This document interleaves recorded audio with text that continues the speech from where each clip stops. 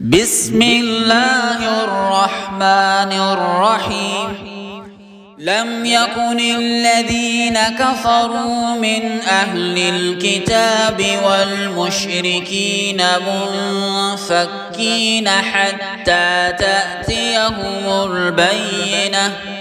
رسول من الله يتلو صحفا مطهرة فيها كتب قيمة وما تفرق الذين أوتوا الكتاب إلا من بعد ما جاءتهم البينة وما أمروا إلا ليعبدوا الله مخلصين له الدين حنفاء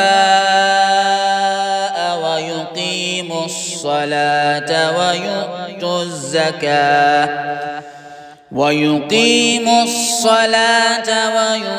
الزكاة وذلك دين القيمة.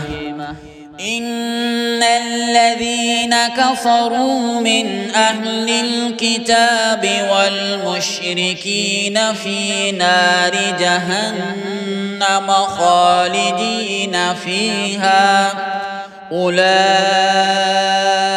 هم شر البرية.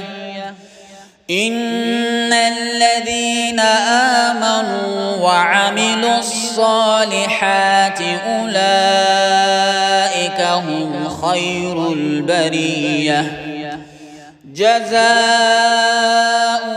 عند ربهم جنات عدن تجري من تحتها الأنهار خالدين فيها أبدا رضي الله عنهم ورضوا عنه ذلك لمن خشي ربه.